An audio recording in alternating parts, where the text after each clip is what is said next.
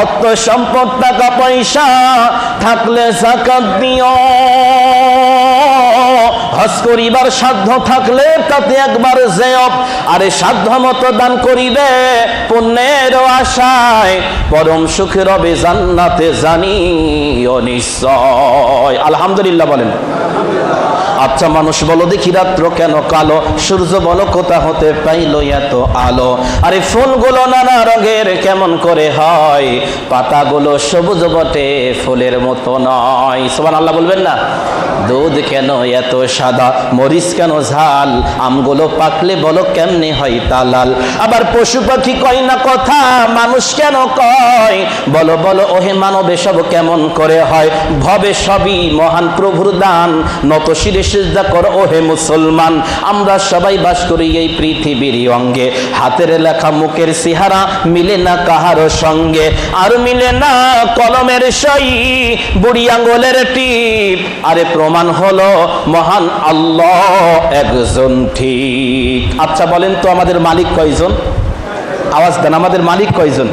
আল্লাহ নবী বলতেছেন আদম সন্তান গুনাহ করতে করতে করতে করতে আসমান সম পরিমাণ গুনাহ নিয়ে যদি মালিকের সামনে হাজির হয়, আর ওই গুনাহের ভিতর যদি শিরকের গুনাহ না থাকে, আল্লাহ রাব্বুল আলামিন তার চাইতে বেশি রহমত নিয়ে ওই বান্দার সামনে হাজির হবেন। সুবহানাল্লাহ বলেন।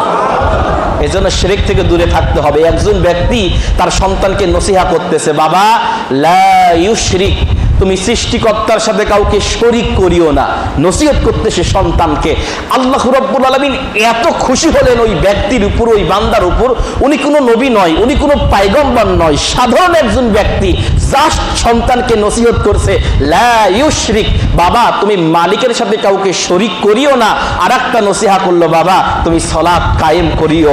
এই দুইটা কথার উপর আল্লাহ রাব্বুল আলামিন এত খুশি হয়েছেন, ওই ব্যক্তির নামে পবিত্র কুরআনুল কারীমে আল্লাহ রাব্বুল আলামিন একটা সূরা নাজিল করে দিয়েছেন। সুবহানাল্লাহ বলেন। অথচ কোনো নবী নন, সাধারণ একজন পয়গম্বর। 1,24,000 মতান্তরে 2,24,000 পয়গম্বর, আবার অগণিত, যার কোনো হিসাব নয়। হিসাবটা জানেন কে? একমাত্র আল্লাহই জানেন। অথচ শুধুমাত্র 25 জন নবীর নাম পবিত্র কুরআনুল কারীমে আসছেন, সব নবীর নাম কোরআনে আসেন নাই। শুধুমাত্র হাতে গোনা 5টা পয়গম্বরের নামে সূরা কোরআনে নাজিল করছেন। অথচ ইনি কোনো নবী নয়, যার সন্তানকে নসিহত করেছেন লা ইউশরিক। এই কথাটা আল্লাহ রাব্বুল আলামিন এত খুশি হয়েছেন যে বাবা তুমি সৃষ্টিকর্তার সাথে কাউকে শরীক করিও না। এত খুশি হয়েছেন এই কথার উপর, ওই ব্যক্তির নামে পবিত্র কুরআনুল কারীমে আল্লাহ রাব্বুল আলামিন সূরা নাজিল করেছেন। সুবহানাল্লাহ বলেন। তিনি হলেন হযরতে লোকমান। কি নাম বললাম?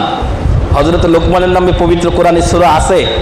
সূরা ফাতিহা, বাকারা, আলে ইমরান, নিসা, মাইদা, আনাব, আরাফ, আনফাল, তওবা, ইউনূস, হুদ, ইউসুফ, রদ, ইব্রাহিম, হিজর, নাহল, বনী ইসরাঈল, কাহাফ, মারইয়াম, তোহা, আম্বিয়া, হজ, মুমিন, নূর, ফুরকান, একটু পরেই গেলে সূরা লোকমান। সুবহানাল্লাহ বলেন। তে হযরত লোকমানের নামে আল্লাহ রাব্বুল আলামিন নাজিল করেছেন। সুবহানাল্লাহ। তে আমরাও নিজেদের সন্তানদেরকে নসিহা করব। শুরুতেই মহান সৃষ্টিকর্তার দরবারে হাজারো লক্ষ করে শুকরিয়া যে মহান রব্বুল আলামিন আমাকে আপনাকে দয়া করে মায়া করে পৃথিবীর ভিতর সবচাইতে দামি এবং শ্রেষ্ঠ জায়গা, আল্লাহ যদি ইচ্ছা করতেন, আচ্ছা বলেন তো এতক্ষণ কি রাস্তাঘাটে আমাকে আপনাকে ফেলে রাখতে পারতেন না?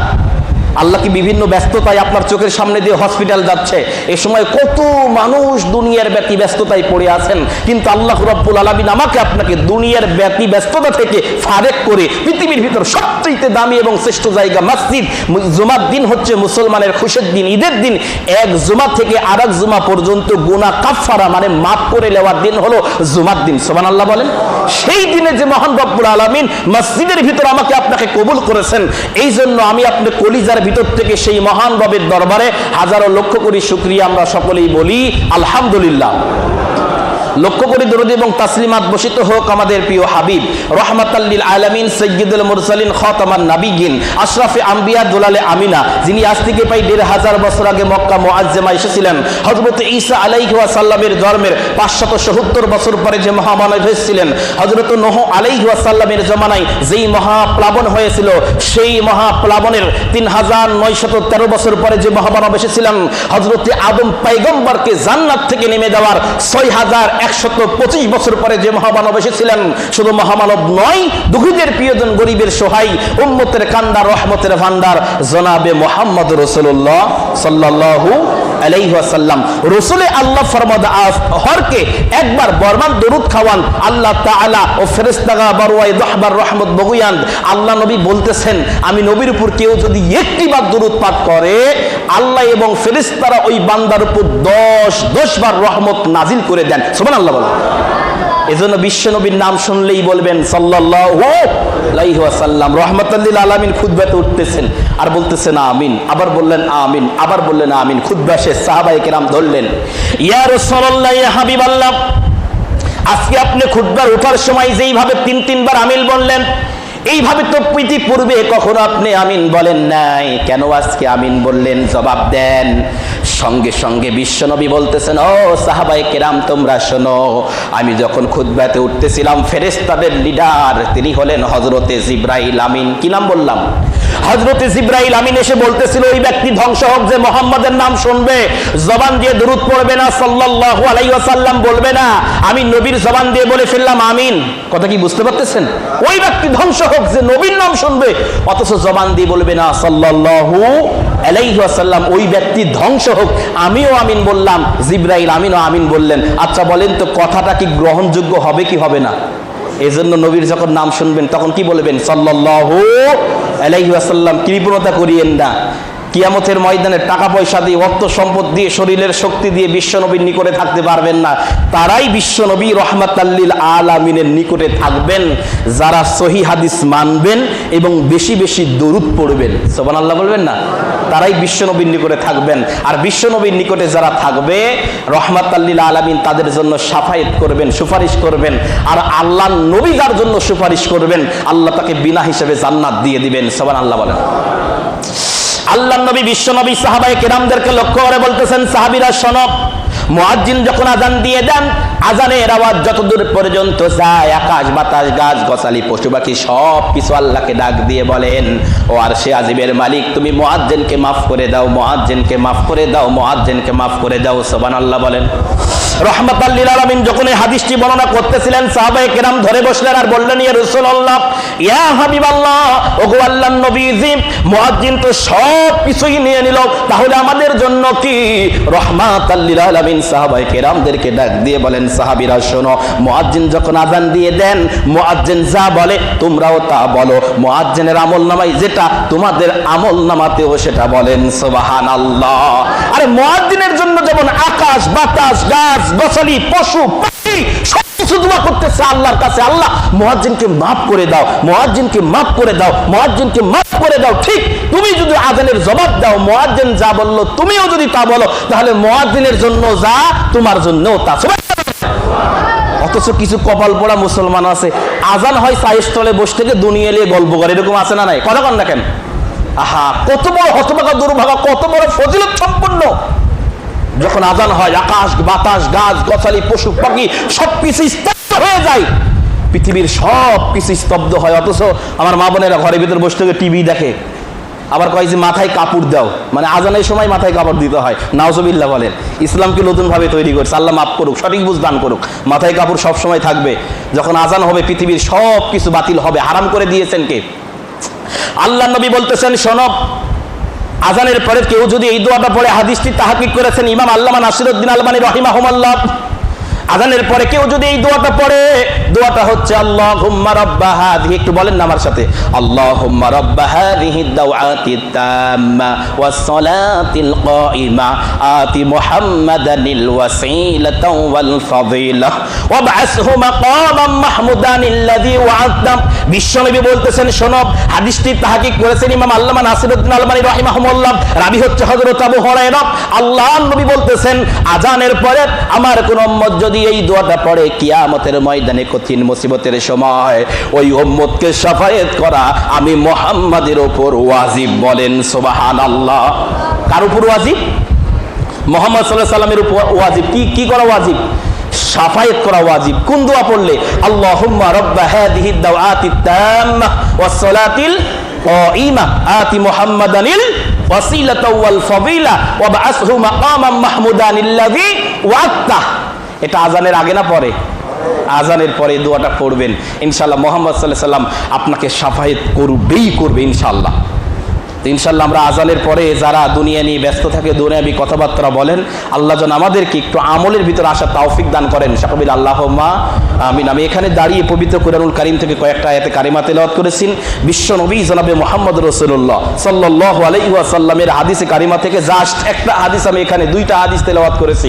জানি না কতক্ষণ কথা বলতে পারবো, সময় খুবই সংক্ষিপ্ত ইনশাআল্লাহ। আল্লাহ রাব্বুল আলামিন যেন অল্প সময়ের ভিতর যে সকল কথাগুলো শুনবো এগুলো যেন আমলের নিয়তে হেদায়েতের জন্য আল্লাহ কবুল করে নেন। সকলে বলে আল্লাহুম্মা আমিন। আল্লাহ নবী বলতেছেন, শোনো, আলা ইন্না ফি যালিকা লাবুদআতান ওয়া ইযা সালুহাত সালুহাল ফাসাদু কুল্লুহু ওয়া ইযা ফাসাদাত ফাসাদাল জাসাদু কুল্লুহু আলা ওয়া হিয়াল কলব মুত্তাফিকুন আলাই। রাহমাতাল লিল আলামিন বলতেছেন, শোনো, তোমাদের দেহের ভিতরে একটা মাংসখণ্ড আছে, একটা গোশত আছে, ওই গোশতটা যদি ঠিক হয় তাহলে তুমি গোটা মানুষটা ঠিক হয়ে যাবা। সুবহানাল্লাহ বলেন।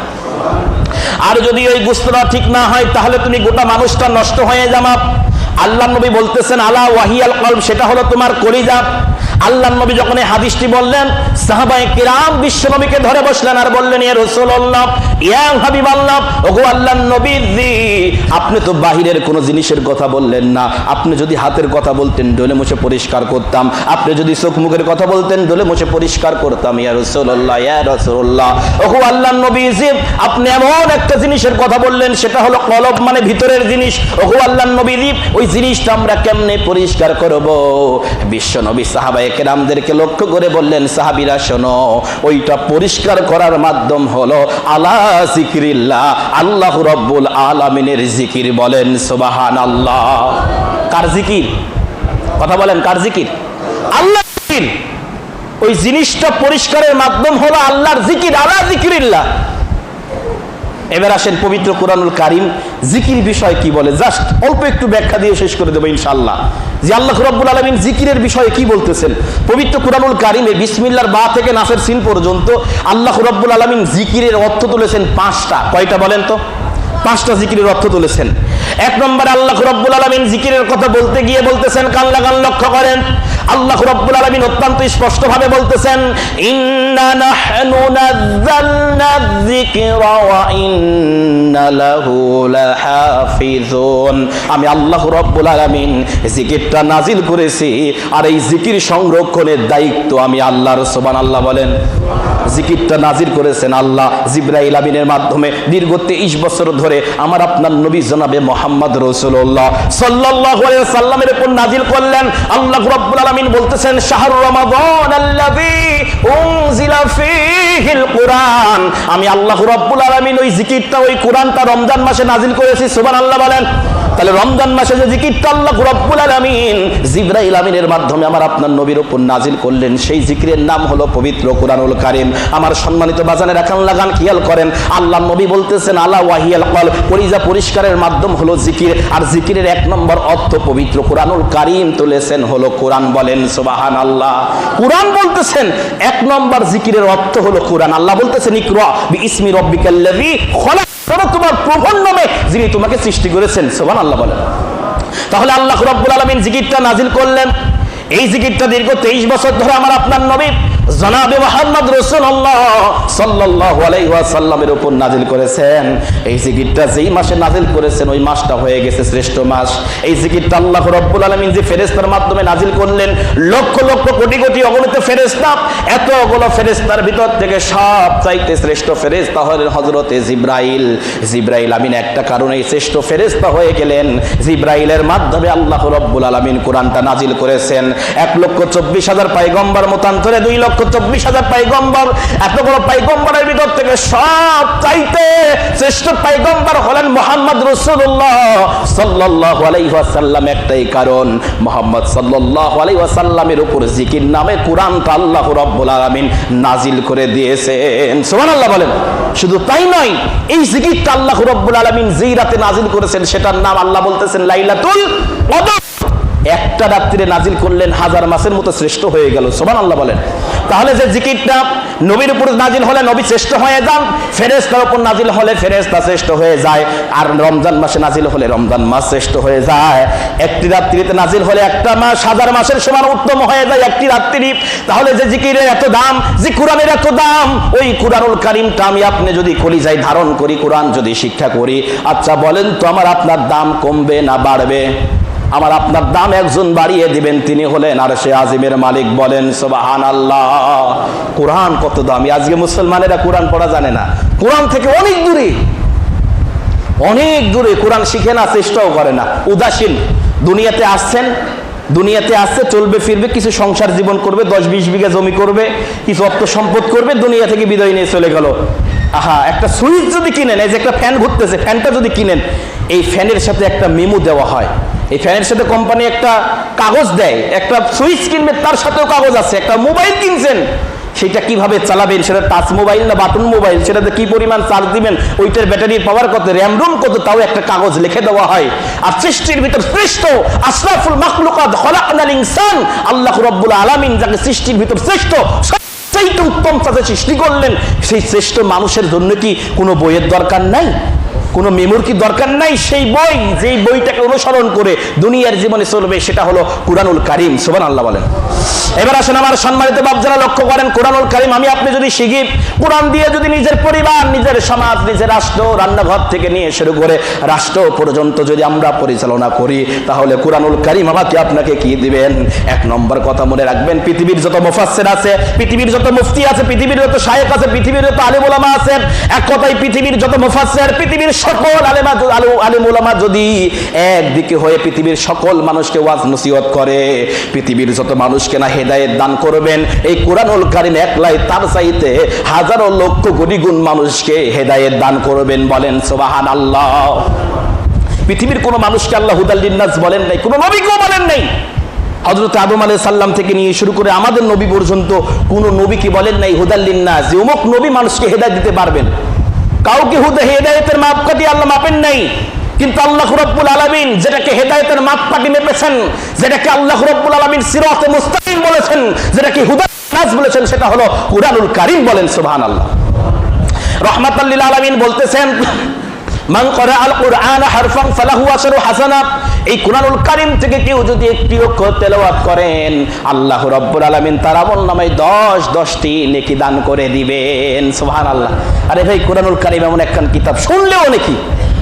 আল্লাহর নবী দুনিয়াতে আসলেন, জাস্ট অল্প একটু সময়ের ভেতর আপনাদেরকে বুঝিয়ে দিচ্ছি যে জিকির এক নম্বর অর্থ কোরআন। কান লাগান। আল্লাহর নবী যখন দুনিয়াতে আসলেন, মায়ের কুল থেকে ইনসাফ বহন করছেন। আমরা সকলেই তো হাজ জানি। হালিমাতুস সাদিয়া বাসায় নিয়ে গেলেন। হালিমাতুস সাদিয়ার আরেকটা সন্তান ছিল, এক স্তনে দুধ খাওয়াচ্ছেন, খায়, আরেকটার চেষ্টা করে, কিন্তু বিশ্বনবী খান না। কারণ যদি আরেকটা স্তনের দুধ বিশ্বনবী পান করেন, রহমাতাল লিল আলামিন পান করেন, হালিমাতুস সাদিয়ার আরেকটা সন্তান আছে, তারা হকটা নষ্ট হবে। আল্লাহর নবী মায়ের কুল থেকেই হক নষ্ট করেন নাই, ইনসাফ গ্রহণ করছেন। সুবহানাল্লাহ বলেন। আল্লাহর নবী যখন আস্তে আস্তে একটু বড় হলেন, 17 বছরে গিয়া বিশ্ব নবী লক্ষ্য করলেন মানুষের হাতে দড়ি, কোমরে দড়ি বেঁধে দিনে দুপুরে গরু ছাগলের মতো বাজারে বিক্রি করা হয়, কন্যা সন্তান জীবিত অবস্থায় কবরে দেওয়া হয়। রাহমাতুল লিল আলামিন যখন লক্ষ্য করলেন, ফোকাস করলেন, কিভাবে এই অসভ্য জাতিকে সভ্যতা দেওয়া যাবে, এদেরকে সিরাতে মুস্তাকিম দেওয়া যাবে, এদেরকে হুদাল লিন্নাস দেওয়া যাবে। আল্লাহর নবী 17 বছরে গিয়া হিলফুল ফুজল নামের একটা সংগঠন করলেন। কি সংগঠন? হিলফুল ফুজল নামের একটা সংগঠন করলেন। 17 বছর থেকে নিয়ে শুরু করে একটানা 40 বছর পর্যন্ত পরিচালনা করলেন। অথচ জাতির কোনো পরিবর্তন আনতে পারলেন না।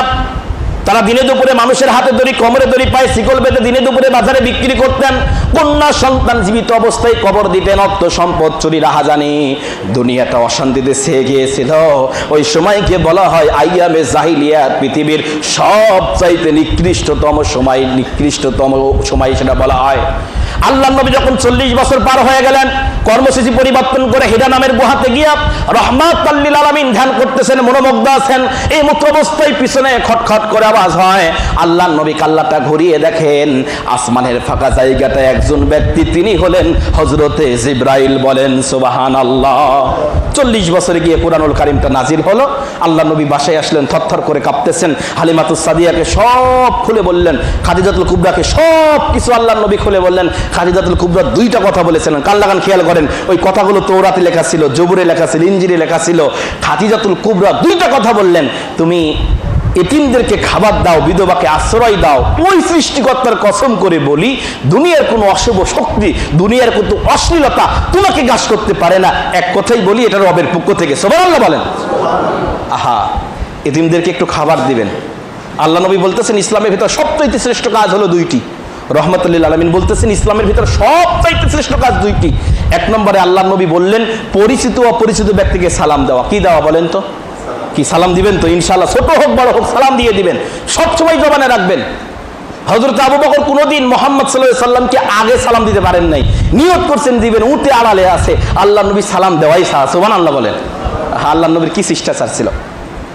ইসলামের ভিতর শ্রেষ্ঠ কাজ হলো দুইটি। এক নম্বরে আল্লাহ নবী বললেন পরিচিত অপরিচিত ব্যক্তিকে সালাম দেওয়া। দুই নম্বরে রাহমাতাল লিল আলামিন বলতেছেন মানুষকে খাওয়ানো। আপনি যত মানুষকে খাওয়াবেন আর সে আজিবের মালিক তত বরকত আপনাকে দিয়ে দিবেন। সুবহানাল্লাহ বলেন। একজন মানুষের জন্মের এই পৃথিবী সৃষ্টির 50,000 বছর আগে আল্লাহ প্রত্যেকের রিজিকের বাজেট করেছেন। সুবহানাল্লাহ বলেন। কারো রিজিক কেউ খাবে না, পৃথিবী সৃষ্টির 50,000 বছর আগে আল্লাহ রিজিকের বাজেট করেছেন। সুবহানাল্লাহ। কৃপণতা করবেন না। একটা মুসাফির আছে, মেহমান আছে, এই অজ্ঞতাচ্ছে এই তুই 2 মুঠ খাবার দে। আর একজন কয় আমি সকালে রান্না বাড়ি করছি। আহা, এখন যে প্রযুক্তি চলে আছে, প্রত্যেকটা বাসায় আছে রাইস কুকার, প্রত্যেকটা পরিবারে গ্যাসের চুলা। আরে ভাই আধা ঘন্টা সময় লাগবে না, একটা মেহমান আছে টানাটানি রাখবে না, আমি খাবার দিব। রহমত, কোন মেহমান যখন একটা জায়গায় ঢুকে আল্লাহ রহমত নাজিল করে দেন। সুবহানাল্লাহ বলেন। তো ইসলামের ভিতর শ্রেষ্ঠ কাজ কয়টি? দুইটি। এক নম্বর হলো পরিচিত অপরিচিত ব্যক্তিকে সালাম দেওয়া, আর 2 নম্বর হলো মানুষকে খাওয়ানো। আল্লাহ যেন আমল করার তৌফিক দান করে দেন। সকলে বলে আল্লাহুম্মা আমিন।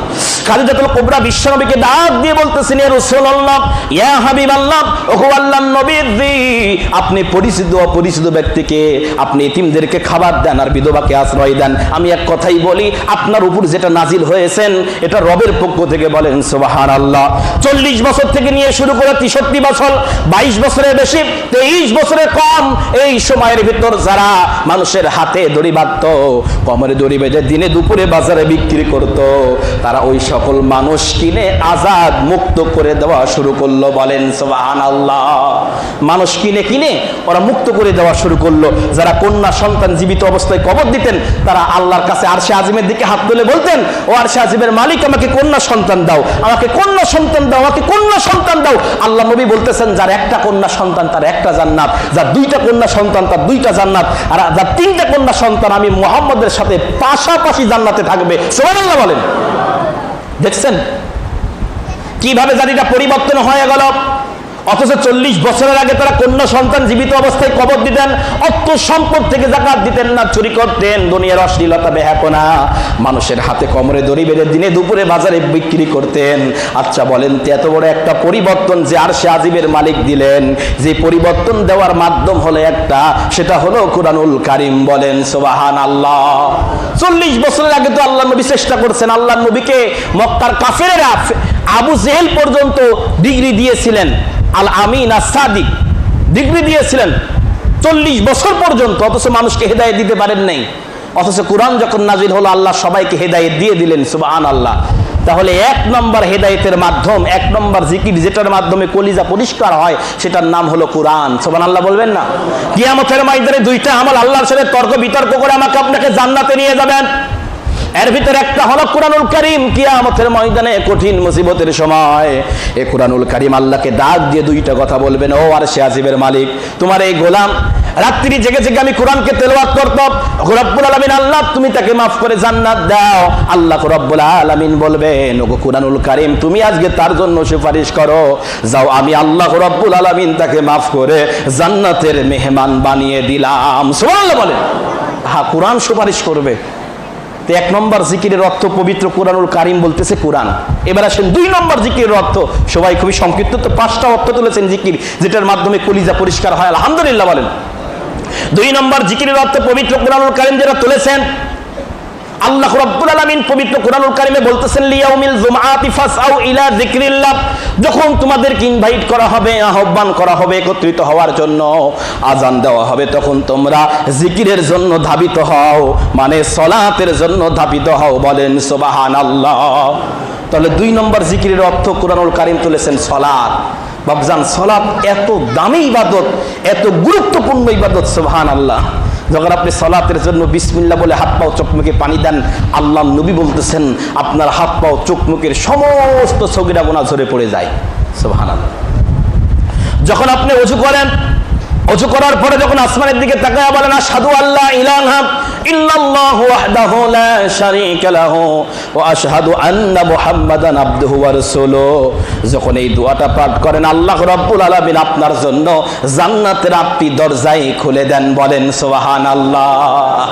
যখন বলেছেন খালি এই দোয়াটা পড়বেন ওযু করে। আবার ওযু করতে করতে অনেকে দুনিয়ার যত গল্প, মানে বাসায় রাস্তাঘাটে গল্প করার সময় পাই নাই, ওযুখানাত বসে থেকে গল্প করে, এরকম কপাল পোড়া আছে না নাই? হয়তো মন খারাপ করতেছেন আপনারা। ওযু করবেন, কোনো কথা বলবেন না, ওযুর পরে দোয়া পড়বেন আশহাদু আল্লা ইলাহা ইল্লাল্লাহু ওয়াহদাহু লা শারীকা লাহু ওয়া আশহাদু আন্না মুহাম্মাদান আবদুহু ওয়া রাসূলুহু। যখন এই দোয়াটা পড়বেন আল্লাহ রাব্বুল আলামিন জান্নাতের 8টি দরজাই খুলে দিবেন। সুবহানাল্লাহ। তা আপনারা তো ওযু করে দোয়া পড়ে জান্নাতের 8টি দরজা খুলে নিলেন। মা বোনদের 4টে আমল যদি তারা করে আল্লাহ রাব্বুল আলামিন তাদের জন্য জান্নাতের 8টি দরজা খুলে দিবেন। সুবহানাল্লাহ বলেন। মা বোনেরা যদি 4টে আমল করে, জাস্ট বেশি না, আল্লাহর নবী মেরাজে গিয়ে দেখতেছেন সবচাইতে বেশি জাহান্নামে মহিলা, সবচাইতে বেশি জাহান্নামে মহিলা। আল্লাহ নবী অবাক হয়ে গেলেন, হতাশ হয়ে গেলেন।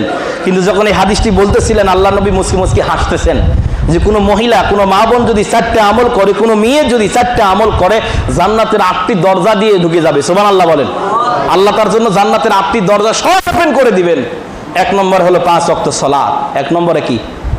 5 ওয়াক্ত সালাত, আলহামদুলিল্লাহ কম বেশি পড়ে। 2 নম্বর হলো স্বামীর সৎ কাজের অনুগত্য, মানে স্বামীর খেদমত করতে হবে। কি করতে হবে? স্বামীর খেদমত, স্বামীকে মানতে হবে, যা বলবে তাই শুনতে হবে, যদিও একটু কষ্ট হয় কিন্তু মেনে নিতে হবে, উপায় নেই। স্বামীকে যদি মানতে পারে, নিজের লজ্জা স্থান যদি হেফাজত করতে পারে, আল্লাহর নবী বলতেছেন জান্নাতের 8টি দরজার যে কোনো দরজা দিয়ে প্রবেশ করবে। সুবহানাল্লাহ বলেন।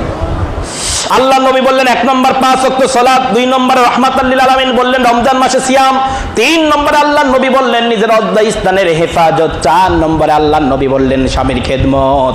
এই 4টে আমল যদি কোনো মা বোন করে আল্লাহ রাব্বুল আলামিন তার জন্য জান্নাতের 8টি দরজাই খুলে দিবেন। বলেন সুবহানাল্লাহ। আল্লাহ নবী বলতেছেন তোমরা 2টা জিনিস হেফাজত করো, এটা শুধু মা বোনদের জন্য না, ছেলে মেয়ে উভয়ের জন্য।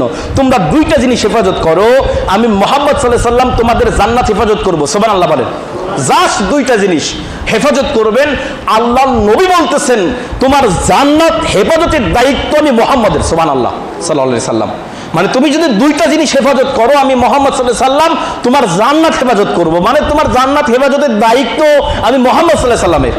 জাস্ট 2টা জিনিস হেফাজত করবেন। 1 নম্বরে আল্লাহ নবী বললেন 2 গালের মাঝখানে গুস্ত, মানে জিহবা।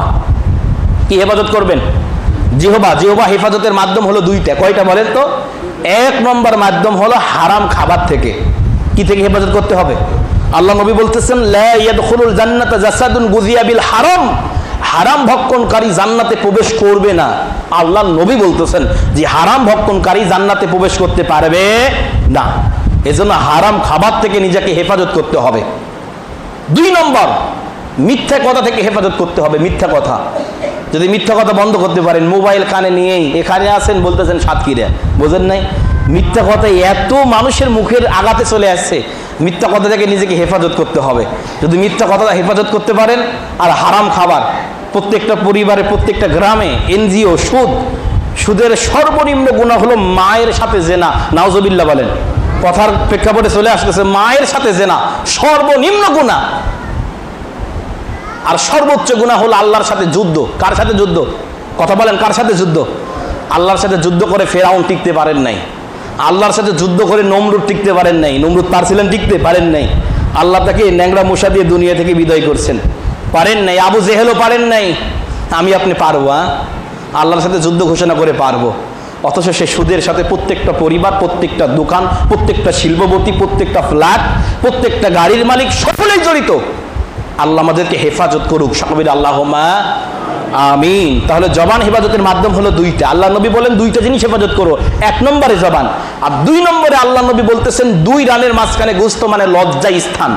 আপনি যদি লজ্জা স্থান হেফাজত করতে পারেন, তাহলে আল্লাহ নবী বলতেছেন এই 2টা জিনিস তুমি হেফাজত করো, আমি মুহাম্মদ সাল্লাল্লাহু আলাইহি সাল্লাম তোমার জান্নাত হেফাজত করবো। সুবহানাল্লাহ বলেন। আমার সম্মানিত বাজানা, কান লাগান, খেয়াল করেন। আমি বলতেছিলাম 2 নম্বর যে বিষয়টা, আল্লাহ নবী রহমাতাল লিল আলামিন বললেন, আল্লাহ রাব্বুল আলামিন পবিত্র কুরআনুল কারীমে অত্যন্ত স্পষ্টভাবে জানিয়ে দিলেন, লিয়াউমিল জুমআতি ফাসাউ ইলা যিকরিল্লাহ, যখন তোমাদেরকে আহ্বান করা হয়, ইনভাইট করা হবে, তখন তোমরা জিকিরের জন্য ধাবিত হও, জিকিরের জন্য চলে আসো। সেই জিকিরের নাম হলো সালাত। সুবহানাল্লাহ বলবেন না? সেটার নাম হলো সালাত। যখন কোনো মানুষ ওযু করে মসজিদের দিকে আসে, আল্লাহ ফেরেশতাদেরকে বলে, ফেরেশতারা আমার বান্দা কোথায় যায়? বলে মসজিদে যায়। ওযু করছেন বাসায়, মসজিদের দিকে যাচ্ছে, আল্লাহ বলে আমার বান্দা মসজিদে কিসের জন্য যায়? সালাতের জন্য। সালাত আমার কাছে দামি, আমার বান্দাটাও দামি, ওই বান্দার পাটা যেন মাটিতে না পড়ে। সুবহানাল্লাহ বলবেন না? ওর পায়ের নিচে তোমরা পাখা বিছিয়ে দাও, তোমাদের পাখাতে পা দিয়ে দিয়ে লাল গালিসে সম্বন্ধনা চালানো হয় না? যখন কোন এমপি মন্ত্রী অন্য দেশ থেকে যখন কেউ আসে, এয়ারপোর্টে দেখবেন লাল গালিসা বিছিয়ে দেয়, তাকে সম্মান জানানো হয়। আল্লাহ বলতেছেন আমার বান্দা সালাতের জন্য যায়, তার জন্য তার সম্মানে তোমাদের পাখা বিছিয়ে দাও। সুবহানাল্লাহ বলেন। আমার সম্মানিত বাজান, কান লাগান, খেয়াল করেন, সালাত এত দামি। আল্লাহ নবী বিশ্বনবী বলতেছেন, আউয়ালু মা ইউহাসাবু বিহি রাব্বুহু ইয়াউমাল কিয়ামাতি সালাহ, কিয়ামতের ময়দানে কঠিন মুসিবতের সময় সর্বপ্রথম সালাতের হিসাব হবে। সালাত এত দামি, এত গুরুত্বপূর্ণ ইবাদত, আল্লাহ রাব্বুল আলামিন পবিত্র কুরআনুল কারীমে বলতেছেন, ইন্নাস সালাতা তানহা আনিল ফাহশাই ওয়াল মুনকার, নিশ্চয় সালাত মানুষকে দুনিয়ার সকল অশ্লীলতা, বেহায়াপনা, নির্লজ্জ অপকর্ম কাজ থেকে দূরে রাখে। সালাত এত দামি, আল্লাহ রাব্বুল আলামিন ইসলামের যত বিধান নাজিল করেছেন সব জিবরাইল আমিনের মাধ্যমে। যাকাতের বিধান জিবরাইল আমিনের মাধ্যমে, পর্দার বিধান অকরনা ফি বুয়ুতিকুন্না জিবরাইল আমিনের মাধ্যমে, সিয়ামের বিধান কুতিবা আলাইকুমুস সিয়াম জিবরাইল আমিনের মাধ্যমে, যুদ্ধের বিধান কুতিবা আলাইকুমুল কিতাল, ইসলামের যত বিধান সব জিবরাইল আমিনের মাধ্যমে। আমার আপনার নবী জনাবে মুহাম্মদ রাসূলুল্লাহ সাল্লাল্লাহু আলাইহি ওয়াসাল্লামের উপর নাজিল করেছেন। কিন্তু সালাতের বিধান আল্লাহ রাব্বুল আলামিন নাজিল করতে গিয়া জিবরাইল আমিনের মাধ্যমে নাজিল করেন নাই। সালাতের জন্য আল্লাহ রাব্বুল আলামিন তার হাবিবকে 7 আসমান পার করে আর সে আজিবে নিজের কাছে টেনে নিয়েছেন। বলেন সুবহানাল্লাহ। নিজের কাছে টেনে নিয়েছেন সালাতের জন্য, জিবরাইলের মাধ্যমে নাজিল করেন নাই। যাকাতের বিধান জিবরাইল আমিনের মাধ্যমে, পর্দার বিধান জিবরাইল আমিনের মাধ্যমে, সিয়ামের বিধান জিবরাইল আমিনের মাধ্যমে, যুদ্ধের